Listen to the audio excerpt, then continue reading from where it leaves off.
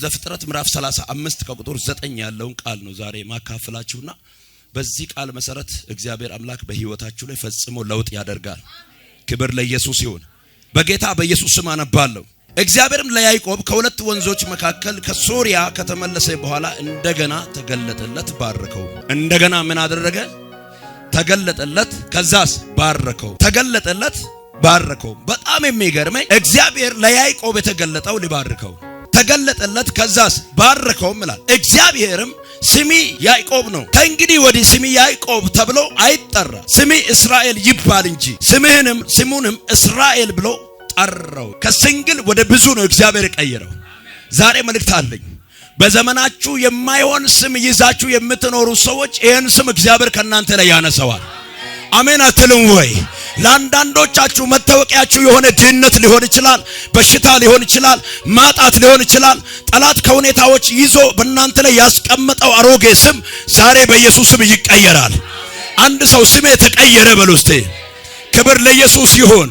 ስለዚህ ከሁለት ወንዞች መካከል እግዚአብሔር ለያዕቆብ ሲገለጥ ከዛ ምን አደረገው ይላል? ባረከው ይላል። የባረከው ከስም ነው የጀመረው። ስሚ ከዚህ በኋላ ያዕቆብ አይባልም፣ ስሚ እስራኤል ይባላል ብሎ ስሙን ለወጠለት። ስሚ እስራኤል ይባላል ከማለቱ በፊት ያዕቆብ ከእግዚአብሔር ጋር ትግል አድርጓል። ሳትባርከኝ አልለቅህም፣ ሳትነከኝ አልለቅህም፣ ህይወቴ ላይ ለውጥን ሳታደርግ አልለቅህም ብሎ እግዚአብሔርን የሙጥኝ አጣብቆ በጣም ጥብቅ በሆነ ሁኔታ ጠይቆታል ያዕቆብ። ስለዚህ እግዚአብሔር መጣና ተገለጠለት። ምን አደረገ? ባረከው ይላል። ዛሬ መልእክት አለኝ ለአንድ ብቸኛ ሰው፣ ለአንድ ግራ ለተጋባ ሰው፣ በብዙ ተስፋ መቁረጥ ውስጥ ላለ ሰው፣ ወዳጅ ዘመድ ለራቀው ሰው፣ ሁኔታ ተስፋ ላስቆረጠው ሰው የጌታ መንፈስ ዛሬ እንደዚህ ይለኛል፣ የስምና የአድራሻ ለውጥ ይሆናል አለኝ።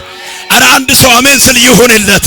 የስም ለውጥ፣ የአድራሻ ለውጥ፣ የበረከት ለውጥ፣ የከፍታ ለውጥ ዛሬ በኢየሱስ ስም ያገኛቸዋል። አንድ ሰው አሜን ስል ይሁን በኢየሱስ ስም። መጣና ተገለጠለት። ከዛስ ምን አደረገው? ባረከው። እስቲ አጠገብ ያለው ሰው ያዘውና የተገለጠልህ እግዚአብሔር በሉት፣ የምታመልከው እግዚአብሔር በሉት፣ የሚባርክ ነው በሉት። አረ ኢየሱስ ያድናል። ስለዚህ ዛሬ አለመባረክ አይቻልም። ይህን ቃል ትሰማለህ። የሆነ ለውጥ አንተ ላይ ይሆናል። የሆነ ለውጥ በቤትሽ ላይ ይሆናል። የሆነ ለውጥ በስራችሁ ላይ ይሆናል። አንድ ሰው አሜን ስል ይሁንለት በኢየሱስ ስም። እግዚአብሔር የያዕቆብን ስም እንዲለወጥ የፈለገበት ትልቁ ምክንያት ምንድነው? ለምንድነው ስሙ እንዲቀየር ከስም የጀመረው? እግዚአብሔር ባረከው። ከዛ ከባረከው በኋላ ስሚ ደግሞ አለ በቀድሞ ስም አይጠራም። ያ ስም ምቹ አይደለም አለ። ሰዎች የሚያውቁ በሌላ ነገር ነው። አንተ አታላይ አጭበርባሪ ተብለህ ትታወቃለህ። አሁን ግን አለ ከዚህ በኋላ ስሜን እቀይረዋለሁ አለ። ያ ስም በአንተ ላይ አይሰራም አለ። ያ ዘሮች የሚያውቁት፣ ቤተሰቦች የሚያውቁት፣ ከተማ የሚያውቅህ፣ ሰፈር የሚያውቅህ ያ ስም ዛሬ ይቀየራል አለው። አላውቅም ለአንድ ላመነ ሰው እንዲህ ይሆንለት። የስም ለውጥ ይሆንለታል። የአድራሻ ለውጥ ይሆንለታል። የበረከት ለውጥ ይሆንለታል። አረ ኢየሱስ ያድናል። እኔ በጣም የሚገርመኝ እያንዳንዱ ሰው ዞር ብሎ ኋላውን ሲመለከት የመጣበትን መንገድ ሲያይ፣ ያለፈበትን መንገድ ሲያይ፣ ወይም ደግሞ የተወለደበትን ቤተሰብ ታሪኩን ሲመለከት ትላንትናው እንደ ዛሬ አልነበረም። ትላንትናህን ለውጦ ዛሬን ዛሬ ያደረገ አየ። ትላንትናህን ቀይሮ ያን አሮጌ ፋይል ዘግቶ ያንን አጭበርባሪ የነበርክበትን ጊዜ ከህይወት ላይ ወስዶ አስቸጋሪ የነበርክበትን ያን ባህሪ ካንተ ላይ ወስዶ እንደገና የለወጠ እግዚአብሔር ዛሬም ካንተ ጋር ነው። ዛሬም ካንቺ ጋር ነው። አሜን ለምን ሰው ፈጽሞ ዛሬ ለውጥ ይሁንለት። ለውጥ ሆነልኝ በሉ እስቲ። ዛሬ በሉ እስቲ የኔ አምላክ በሉ እስቲ። በቤቴ ላይ በሉ እስቲ። በዘመኔ ላይ በሉ። አሁን ታምራት አደረገ። አረ ኢየሱስ ያድናል። አንድ ሰው አጠገቡ ያለውን ሰው ያዝና እንዲህ በል፣ አንተ በለው ስሜ ሲቀየር አዲስ በረከት ያገኝሃል። አረ ኢየሱስ ያድናል። በፊት ሰፈር ውስጥ የሚያውቁ በትንሽ ንግድ፣ በትንሽ አገልግሎት፣ በሆነች ትንሽ ጭላንጭል ነገር ሊሆን ይችላል። እግዚአብሔር ስምህን ስለውጥ፣ እግዚአብሔር ታሪክን ስቀይር፣ እግዚአብሔር መጥቶ ያንተን ጉዳይ ከምንጩ ስነካው እንደገና አዲስ በረከት ውስጥ መግባት ትጀምራለህ። አረ ኢየሱስ ያድናል። እጆች ዘርጉ። እንዲህ ብዬ ልባርካችሁ። ከዚህ ቀን ጀምሮ ጠላት እናንተ ላይ የለጠፈው ያ ክፉ ስም ከዚህ ቀን ጀምሮ ተሽሯል። እግዚአብሔር በቤታችሁ እንግዳ ነገር አደረገ። አረ በአዲስ ክብር መመላለስ ይሆንላችኋል።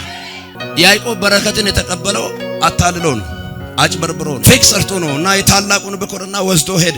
አጭበርብሮ ነው። ቢያጭበረብርም ግን በጣም የሚገርመኝ ጌታ ያዕቆብ አጥብቆ ስለሚፈልገው መጣ ታሪኩን ሊቀይር። እናንተ አጥብቃችሁ ስትፈልጉት፣ እናንተ ስትጠጉት እግዚአብሔር የሚቀርብ አምላክ ነው። ያቺ ሴት አይታችሁ ከሆነ ኃጢአት ስትሰራ ስታመነዝር ይዘናታል። ስለዚህ በሙሴ መጽሐፍ በሙሴ ሕግ በብሉይ ኪዳን ማለት ነውና እንደነዚህ አይነት ሴቶች ይወገራሉ። አንተ ግን ምን ትላለህ ብለው ወደ ቤተ መቅደስ ይዘዋት መጡ እየገፈታተሯት። እና በጣም የሚገርመው እርሱ እንዲህ አለ፣ ከናንተ አለ ኃጢአት ያልሰራ ሰው ቢኖር ድንጋይ ከፍ አድርጎ የመጀመሪያ ይውገራት አለ። መልሱ የሚገርም ነው። እንደዚህ ስል ሁሉም ከትልቅ እስከ ትንሽ እርስ በርስ እየተያዩ እዛው ጥለዋት አንድ በአንድ ሄዱ ይላል። የሚገርመኝ ኢየሱስ ቀና ስል አንድም ሰው የለም። ሴቲቷ በመካከል ቆማለች። ጌታ ኢየሱስ እንዲህ አላት፣ ከሳሾችሽ ወዴት ናቸው ስል አንድሱ እንኳን የሉም አለች። ከዛ እንዲህ አለ፣ ደግመሽ ኃጢአትን አትስሪ፣ እኔ አልፈርድብሽም። እነርሱ እንደሚሉት አይደለሁም። እኔ የመጣሁት ሕይወትን ላትረፈርፍ ሊያበዛ ሊባርክ ነው አለ። ታሪክን ሊቀይር ነው አለ። ያ ሰዎች የሚያውቁሽ ታሪክ ባንቺ አይቀጥልም አለ። ስለዚህ ከዚህ በኋላ አለ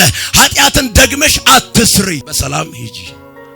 ዛሬ መልእክት አለ ለተጠጋው ለአንድ ሰው እንደገና የምህረት በር ይከፈታል። ለተጠጋው ለአንድ ሰው እግዚአብሔር እንዲህ ያደርጋል። የዘመናትን ከርስ ዛሬ ይሰብርለታል። ታምናለህ ወይ? ሕያው አምላክ ምስክሬ፣ ከዚህ ቃል የተነሳ የማይነቀል ችንካር የሆነብህ በዘመኔና በሕይወቴ እጅግ ያታገለ ያ ምሰሶ ዛሬ ይነቀላል። አሜን ትላለህ ወይ? በኢየሱስም አሁን ተነቀለላችሁ። እስቲ አንድ ሰው ተነቀለ ይበል እስቲ። እግዚአብሔር ተዋጊ ነው፣ ስሙም እግዚአብሔር። ስሙ እግዚአብሔር ነው፣ ራሱ ተዋጊ ነው።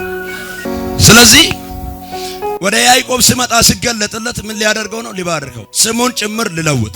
አንድ ሰው አጠገቡ ያለው ሰው ያዝና የስም ለውጥ ይሆናል ማለት።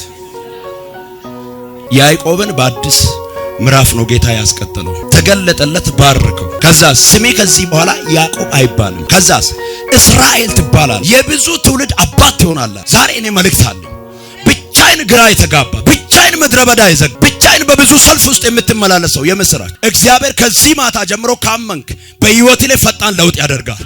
በቤታችሁ ላይ ፈጣን ለውጥ ያደርጋል። በዘመናችሁ ላይ እንግዳ አዲስ ነገር ይሆንላችኋል። አንድ ሰው የሚያምን ሰው አሜን ብሎ ይውሰድ። ሃሌሉያ። እስቲ አጠገብ ያለው ሰው ያዝ አድርገውና ከተጠራ ላይቀር በለው፣ ተጽዕኖ ፈጥረህ በለው፣ መኖር ይሁንልህ በሉት። አረ ኢየሱስ ያድናል። ከተጠራችሁ ላይቀር ተጽዕኖ ፈጣሪ ሁኑ። ተጽዕኖ ፍጠሩ በቃ።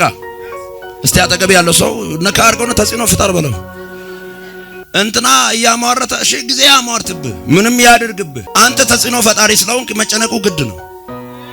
እናንተ ጋር የብልጫ መንፈስ ሁል ጊዜ በልጦ መታየት አለበት።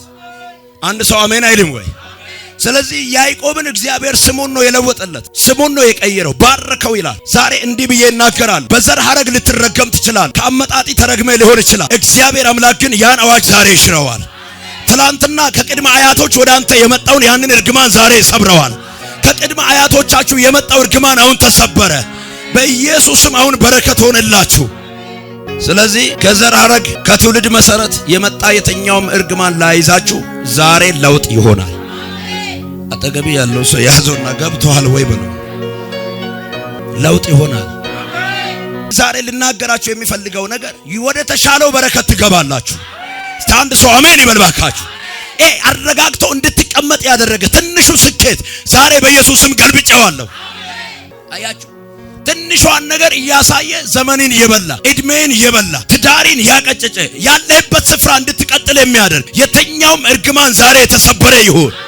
ቆይ እኔ በጣም የሚገርመኝ ትንሽ በረከት ውስጥ መኖር፣ ትንሽ በረከት ውስጥ ተደስቶ እዛው ጋር መቀጠል መጽሐፍ ቅዱሳዊ አይደለም። ከኋላዬ ያለውን እየረሳው ከፊቴ ያለውን ለመያዝ እዘረጋለሁ። ለምንድነው እንደዛ ያለው? ገብቷችኋል? እዚህ ጋር ያለው ስኬት አያረከኝም አለ፣ አይመጥነኝም አለ። ከፊቴ ያለውን ክብር ለመያዝ እዘረጋለሁ። እንግዲህ እዘረጋለሁ ስል እጁን ዘርግቶ እዘረጋለሁ ስል ሁለመናውን ነው የተዘረጋው። ዛሬ መልእክት አለ እንዳለ ከነማንነቴ ወደ በረከቴ ትገባለህ። አሜን ትላለህ ወይ? እግዚአብሔር እንደተናገረ እንደነገረ እንደ ቃሉ እንደሰማው በሕይወቴ ለዛሬ ይሆናል። አሜን ትላላችሁ ወይ? ለውጥ በኢየሱስ ስም ይሁንባችሁ።